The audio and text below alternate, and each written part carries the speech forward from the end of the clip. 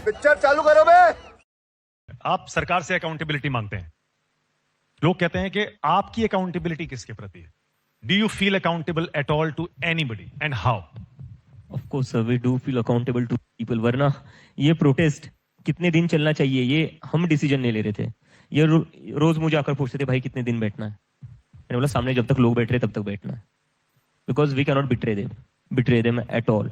तो हमारे ऊपर वो प्रेशर था पब्लिक का कि हम भी प्रोटेस्ट पर बने बैठे।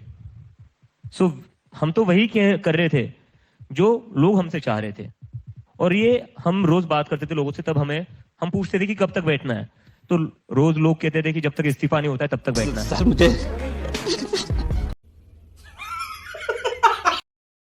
सो how can we go against them? और इसके बाद भी मैं सर आपसे एक वही चीज, coming back to the thing, कि जरूरी नहीं कि हम ही सारी चीजें करें, बिकॉज जो भी इंसान आपसे कह रहा है ना कि हम सारी प्रॉब्लम्स पर लड़ेंगे, सारी प्रॉब्लम सॉल्व कर देंगे, वो इंसान आपसे झूठ कह रहा है। बहुत जरूरी है और ज्यादा ग्रुप्स रहना, then you become competitive and then you try to do the things, वरना आप भी आलसी हो जाते हो अगर आप अकेले ही रह जाओ कि अब तो हम ही हम हैं, तो ये नहीं होना चाहिए। और इसमें आई थिंक हम लोगों का, तीनों का स्पेशली बहुत बड़ा एस्पिरेशन है कि एज अ नेशन एक बहुत बड़ा कल्चरल शिफ्ट जो हम अपने देश में देखना चाहते हैं वो ये है कि हम हीरो वर्शिपिंग बंद कर दें। ये बार बार बोलता है ये चीज कि हीरो वर्शिपिंग मत करो, कि हर जगह हम तीनों में से कोई जाएगा तो ही क्यों काम होगा।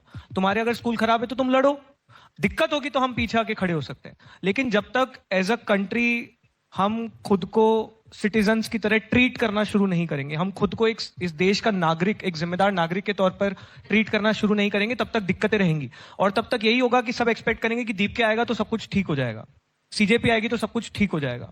तो ये रोमांटिसाइज करना हमें चीजें बंद करना पड़ेगा। Democracy is an everyday struggle, you have to ask questions every single day. Absolutely. And इसका नतीजा आप देख पा रहे हो, आज कोई भी युवा अगर ऑडिट करने जा रहा है अपना स्कूल, लोकल स्कूल, वो जैसे ही वहां से निकलता है वहां पे मरम्मत शुरू हो जाती है, वहां पे डेवलपमेंट शुरू हो जाती है, वो साफ हो जाती है।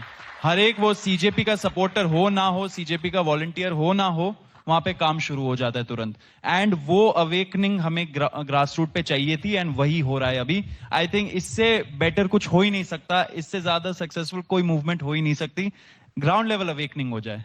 ओके, अब मैं थोड़ा खोल रहा हूं इस चर्चा को। सुकेश, राजीव, मेरे दो सहयोगी सवाल पूछना चाह रहे हैं, अखिलेश भी हैं। सुकेश, आरोप ये लगता है आप पे, और आपने कहा कि अधिकतर प्रदेशों में सरकार उनकी है तो अकाउंटेबिलिटी भी उनकी होगी, लेकिन आप लोग बहुत अवेयर हैं तीनों, करीब 60 साल, 6 दशकों तक इस देश में कांग्रेस का शासन रहा है। हम 80 साल में जहां पहुंचे हैं, आपको इस 12 साल से अगर उसकी तुलना करिए तो आपको लगता है कि कांग्रेस ने भी वो नहीं किया जो उनको करना चाहिए था? सर मुझे लगता है कांग्रेस ने जो नहीं किया है उसके लिए कॉन्सिक्वेंसेस झेल लिए 2014 में, तो उनको तो खामियाजा भुगतना पड़ा ना, और इसीलिए तो इनको जिताया था। तो आप ये मत बताइए कि उन्होंने क्या किया है, उन्होंने जो किया उसका खामियाजा उन्हें भुगतना पड़ा।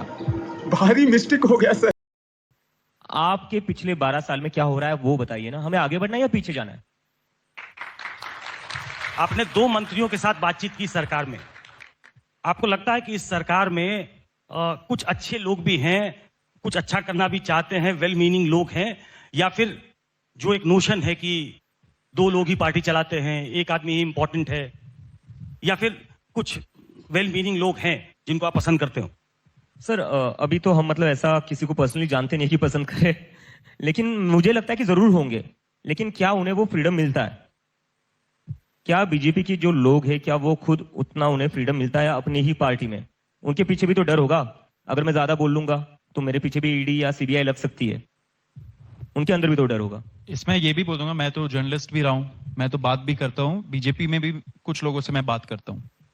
बहुत फ्रस्ट्रेशन है बीजेपी के अंदर भी, बीजेपी के लीडर्स का, उनको भी वो फ्रीडम नहीं मिलता जिसके बारे में हम लोग बात कर रहे हैं। तो बहुत अच्छे लोग होते हैं सब जगह, उनको कितना साइडलाइन किया जाता है, उनको कितना एम्पावर किया जाता है, वो उसके लीडरशिप पे डिपेंड करता है उस पार्टी के। आज का लीडरशिप कैसा है वो सब लोग देख सकते हैं, वो सब लोग खुद ब खुद डिसाइड कर सकते हैं। आप लोगों ने फोर्स कर दिया मोहन भागवत जी को, वो एक इंटरैक्शन में आए और उन्होंने ये कहा कि आंख मूंद के जेनजी पे भरोसा करता हूं, वो हमसे ज्यादा राष्ट्रवादी हैं। तो आपको लगता है कि ये प्रेशर में उनको झुकना पड़ा, या फिर ये जेन्युइन सा कंसर्न है उनका, जो वो शायद मैसेज देना चाहते हैं कि नहीं, जैसे ट्रीट कर रहे हो आप युवाओं को वैसे ट्रीट मत करो? मुझे लगता है कहीं ना कहीं बीजेपी ने मोहन भागवत जी का भी सुनना बंद कर दिया, आरएसएस का भी सुनना बंद कर दिया। क्योंकि एक तरह मोहन भागवत जी कहते हैं कि नहीं, जेनजी राष्ट्र विरोधी नहीं है, उनके कंसर्न्स जेन्युइन है, और दूसरी तरफ बीजेपी के जो नेशनल प्रेसिडेंट है, जो अभी अभी आए, जुम्मा कितना 1-2 महीना हुआ है, वो आकर कह रहे हैं कि नहीं ये लोग वायरस है। अरे मोहन भागवत जी आपके मेंटोर है, उनकी सुनिए थोड़ा, आपके लिए अच्छा होगा। आप 12 साल में इतने बड़े हो गए कि आप अब आरएसएस की नहीं सुन रहे हो। 12 साल हुए आपको, और नितिन नवीन जी तो अभी 1-2 महीना पहले आए, वहां पर आप मोहन भागवत की नहीं मान रहे हो, सीट हार गए। बांकीपुर हार गए, तो इसका मतलब कुछ हुआ होगा इफेक्ट उनके बयानों की वजह से। तो मुझे लगता है कि नितिन नंबी जी को थोड़ी मोहन भागवत जी की इज्जत करनी चाहिए, आरएसएस की थोड़ी इज्जत करनी चाहिए, क्योंकि ये आरएसएस का कार्ड है जो बीजेपी को जिताता है। एक इंक्विजिटिवनेस और है मेरे अंदर, वो सिर्फ पूछ लेता हूं। ये वंदे मातरम पे एक डिबेट को ले जाया गया अभी हाल फिलहाल में, आपको लगता है कि ये ध्यान भटकाने के लिए वंदे मातरम पे लाए, या एक जेन्युइन मुद्दा है वंदे मातरम 6 छंद गाने चाहिए, या फिर आप जो स्टूडेंट्स सड़कों पे आ गए, जेनजी के बाद जेन अल्फा आ गया, वो उससे भटकाने के लिए लाया गया, या वो जेन्युइनली नहीं, मुझे लगता है आपको वंदे मातरम इतना ही पसंद है, तो हम भी एक वंदे मातरम चला रहे थे जंतर मंतर, आ जाते वहां पर AR रहमान का चला रहे थे हम, तो आ जाते, आपको वंदे मातरम से इतना ही प्यार है। लेकिन जहां पर हम वंदे मातरम गा रहे थे, आप हमको कह रहे थे दिमागी नक्सल। जब हम एक वंदे मातरम गाते जो किसी और का है, लेकिन वंदे मातरम ही है, तो आप हमें कह रहे थे कि ये राष्ट्र विरोधी, ये पैरासाइट है, ये वायरस है, इनका खात्मा होना चाहिए, ये आतंकवादियों की बी टीम है। अरे नहीं, आपने कहा था। ये क्या चल रहा है देश में? मतलब आपके हिसाब से आप जो बोलेगे वही चीज करेंगे, आप जो कहेंगे वही शब्द हम दोहराएंगे, तो भी हम इस देश से प्यार करते हैं क्या? अरे मेरा देश है, मेरे देश को लेकर मेरा आइडिया है, तुम कौन होते हो मुझे बताने वाले? तुम्हारी सरकार है, देश तुम्हारा नहीं है, देश हमारा है, हम सबका है। एंड मुझे लगता है कि इसमें एक चीज ऐड कर दूं छोटा सा, कि प्रायोरिटीज बहुत ट्विस्टेड है सरकार की। आप बोल रहे हो कि जैसे अभी एक वीडियो आया था स्मृति ईरानी जी का, वो बीजेपी हेडक्वार्टर्स में कुछ उनका प्रोग्राम था, उसमें वंदे मातरम चल रहा, वो डाल दिया क्लिप उन्होंने। तो आप पूरा नैरेटिव क्यों ऐसा बनाना चाह रहे हो? यहाँ पे लोग स्कूलों के बारे में बात कर रहे हैं। मैं तो, हम लोगों ने पहले भी बोला है कि जो बीजेपी के एमपीज एमएलएज है, जो अपोजिशन के एमपीज एमएलएज है, जो युवा उनके क्षेत्र में जा रहा है स्कूल ऑडिट करने के लिए, आपको उनके साथ साथ जाना चाहिए। वहां पे जाके आप देखिए कि आपके क्षेत्र में क्या प्रॉब्लम्स हो रहे, तो वो दिखाएगा ना कि असली लोकतंत्र कैसे एक्शन में रहता है। वो सब ना करके आपके पास इतना पावर है, आपके पास बहुमत है, आप स्पेशल सेशन ऑफ पार्लियामेंट बुला लीजिए, डिस्कशन करा दीजिए कि हमारे एजुकेशन सेक्टर का क्या हालत है, उस पर पूरा व्हाइट पेपर ले आइए। ये सब ना करके आप ध्यान भटकाते हो। तो मुझे नहीं लगता कि ये सारी चीजें अब एक्सेप्टेबल है। ये पोस्ट जंतर मंतर इंडिया है, जैसे आशु ने बोला था पहले। राजीव रंजन इस पर मैं एक चीज, सर एक लास्ट चीज, मुझे लगता है ना लोगों को टास्क देना बंद कर दीजिए, जो आपके खुद के पेंडिंग टास्क है वो पूरे करिए। ओके राजीव, मेरा सवाल दीप और आशुतोष से है।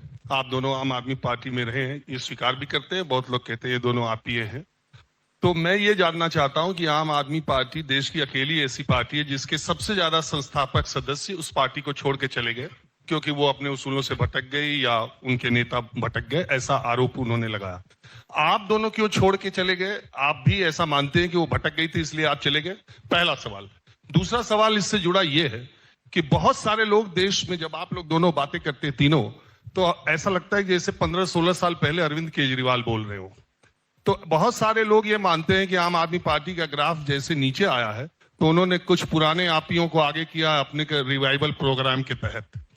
तो ये दोनों सवाल आप दोनों से है, इसका जवाब दीजिएगा। और अभिजीत, आपसे एक सवाल ये है, बोस्टन यूनिवर्सिटी में पढ़ने वाला एक स्टूडेंट सोशल मीडिया पर कॉकरोच जनता पार्टी बनाता है और इंडिया आने का फैसला करता है।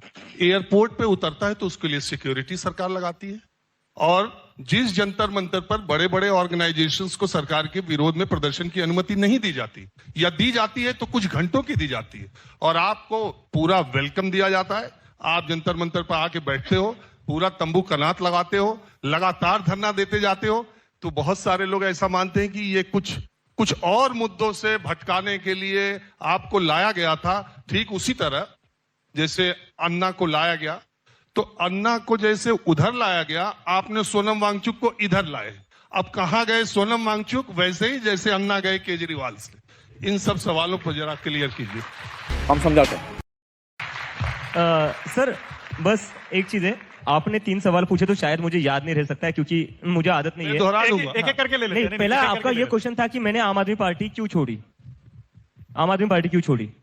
सर ऑनेस्ट रीजन दूंगा, पैसा ज्यादा नहीं मिल रहा था और कहीं ना कहीं अच्छा, आप तो वैसे भी वहां सोशल मीडिया टेक्निकल ये सब कर रहे थे। एग्जैक्टली और कहीं ना कहीं ये था कि अभी तक तो चला लिया, अर्ली 20s तक काम चला गया, मिड 20s हो गए, आगे जाकर कहीं ना कहीं परिवार संभालना है, जिम्मेदारी बढ़ेगी और फिर उसके लिए कुछ करना पड़ेगा, तो बेस्ट वे क्या है, तो वही लगा कि बाहर चले नौकरी जाते। ढूंढ रहे हैं हाँ? अभी, नौकरी ढूंढ रहे हैं। मैंने सोचा बाहर चले जाऊंगा, डिग्री ले लूंगा, क्योंकि जब मैं आम आदमी पार्टी में था मेरी इन जैसे लोगों से मुलाकात हुई जो बाहर पढ़ लिख कर आए थे। ठीक है, तो कहीं ना कहीं यार मेरे मन में भी लगता था मुझे कि यार मैं भी बाहर पढ़कर आ जाऊं मैं, और शायद मैं बाहर पढ़ने गया तो शायद से मेरा भी क्वालिफिकेशन बढ़ जाएगा, अच्छी जॉब मिल जाएगी, थोड़ा ज्यादा पैसा कमा लूंगा। So that was the reason sir, ऐसा कुछ नहीं था मेरा कि कोई झगड़ा वगड़ा कुछ नहीं था मेरा, वो मेरा पर्सनल रीजन था। सर दूसरा मैंने पहले कहा था, मैं भूल जाऊंगा दूसरा क्वेश्चन। हाँ, वो सुन, दूसरी आपकी तुलना अरविंद जैसे केजरीवाल से अन्ना और- हाँ। गए, अब वो रालेगंज सिद्धि चले गए, उसके बाद उस आंदोलन के बाद वो दिखते ही नहीं, वैसे ही सोनम वांगचुक चले गए, आप लोग अलग एक लेके निकल गए। नहीं पता चले सर, बिल्कुल अलग नहीं है। सोनम सर हमारे मेंटर है, उनसे हम गाइडेंस लेते रहेंगे, अभी वो रिकवर कर रहे हैं और हम लोग भी थोड़ा रिकवरी कर रहे थे, मुझे तो टाइफाइड हो रखा था तो, और ये बाकी ये तो पीटी रहा है। आशुतोष, आपके आम आदमी पार्टी छोड़ने की वजह, और दीप के आपका वो सवाल, मैंने वो सवाल हाँ, पूछा सर। कि एयरपोर्ट से लेके इतना वेलकम आपको मिला, जी। इसकी कोई खास वजह? सर इसको तो मैं इसका क्योंकि हम लोग बीजेपी की बी टीम है सर, इसलिए हमको इतना वेलकम मिला है। अरे यार, अरे यार, आप ना इस तरह सवाल अवॉइड कर जाते हैं। नहीं, पीएम मैं केयर्स दे बोलकर देता- आपने वो मैं दे फंडिंग देता वाला हूं, मैं सवाल देता अवॉइड हूं। किया। हाँ। नहीं नहीं, मैं दे देता हूँ। तो सर जिन लोगों ने मुझे एयरपोर्ट पर पूरा वेलकम किया, उन्हीं लोगों ने मुझे पहले क्या कहा था, नेशनल सिक्योरिटी थ्रेट है ये। तो मैं वापस जब इंडिया आया, आपको पता है मेरे साथ हुआ क्या, ये अभी तक स्टोरी कहीं बाहर नहीं आई है, क्योंकि ये कभी पूछा नहीं गया कि हुआ क्या एयरपोर्ट पर। मैं एयरपोर्ट पर आता हूँ, एयरपोर्ट फ्लाइट के अंदर एक स्टाफ आता है, कहते अभिजीत दीप के, मैंने बोला यस, कहते चलिए साथ में, मैंने बोला हो गया, तिहाड़ चलना है अब यहाँ से। तो मैंने बोला कि सर एक बता सकते हो कहाँ लेकर जाओगे, लाइक घर पर फोन करके बताना है। तो कहते नहीं सर, हम एयरवेज के स्टाफ से, एयरलाइंस के स्टाफ से, हम पुलिस वाले नहीं है। तो मैंने बोला अच्छा अच्छा, तो फिर थोड़ा रिलीफ फील हुआ। तो फिर उसके बाद वो सारे मेरा इमिग्रेशन 5 मिनट में कर दिया उन्होंने। मैं भी सरप्राइज था सर, जब भी मैं इंडिया में आता था मुझे 1-1.5 घंटा लगता था इमिग्रेशन के लिए, उस दिन मेरा 5 मिनट में इमिग्रेशन करवा दिया इन लोगों ने। और फिर मुझे कॉर्नर में जो रूम था वहां लेकर गए, जहां थे 10-15 पुलिस ऑफिसर्स। तो वो देखकर मुझे लगा हो गया, दिस इज इट, यहां से मैं जा रहा हूँ तिहाड़। तो मैं जैसे ही अंदर चला गया रूम में, तो मैंने कहा हेलो सर, सारे कहते अभिजीत जी आप आ गए। मैंने कहा फिर सर अरेस्ट हो रहा हूँ मैं, बता दीजिए घर पर एक बार आखिरी बार बात कर लेता हूँ। तो कहते अरे नहीं, आपको क्यों लग रहा है हम आपको अरेस्ट करने आए। तो मैंने पूछा फिर ये सब, तो कहते नहीं हम तो आपको परमिशन देने आए। तो मैं खुद सरप्राइज्ड, ये क्या हो रहा है। तो मैंने कहा परमिशन मिल रही है मुझे। कहते हाँ, बस पुलिस थाने के सामने धरना मत दे देना, आप सीधा जंतर मंतर चले जाना। तो मैंने कहा ठीक है, ये तो बहुत अच्छी बात है। तो मैं भी बहुत खुश हो गया, और लेकिन मन में डाउट था, दिल्ली पुलिस कब से इतनी अच्छी हो गई, जो किसानों को पीट रही थी, जो जेएनयू में स्टूडेंट्स को पीट रही थी, वो कब से खुद चलकर आकर एयरपोर्ट पर वीआईपी ट्रीटमेंट दे रही है और कह रही है ये लीजिए हम आपको परमिशन दे रहे हैं। ये तो लेटेस्ट न्यूज। तो उन्होंने मेरे हाथ में एक लेटर दिया और कहा ये लेटर को आप साइन कर दीजिए और अब चले जाइए जंतर मंतर। तो मैं तब थोड़ा सस्पिशियस हो गया, तो मैंने देखा लेटर मेरे नाम से लिखा हुआ है। क्या लिखा हुआ? लेटर जो था उनका परमिशन लेटर, वो मेरे नाम से लिखा हुआ था, on behalf of me, without even consulting me, या मेरे लॉयर से भी बिना बात किए, या आशु या सौरभ को भी नहीं पता। मतलब परमिशन मांगी नहीं थी, दे दी गई। हाँ, ऐसा? और वो कह रहे थे आप इस लेटर पर साइन कर दीजिए। तो मैंने बोला उनसे, मैंने पूछा कि आपने आशुतोष से बात की है, सौरभ से बात की है, क्या मेरे लॉयर से बात की है। कहते नहीं, ये तो हमने एक स्टैंडर्ड ड्राफ्ट होता है, आपको वही दिया है हमने, आपके नाम से हमने टाइप करके हम लेकर आए। मैंने बोला इतने अच्छे तो नहीं हो तुम लोग, हमें पता है। You are right bro. तो मैंने बोला मैं ऐसे ही तो साइन नहीं कर सकता, I will have to consult with my lawyer. तो मैंने फिर जो वृंदा ग्रोवर मैम है उनको मैंने कॉल किया। मैंने बोला मैम ये लेटर है, ये मुझे भेजा गया है, ये लोग कह रहे हैं इस पर साइन कर दो, मैं क्या करूं। जैसे ही उन्होंने वो लेटर पढ़ा, उन्होंने बोला बिल्कुल साइन मत करना, दिस इज अ ट्रैप।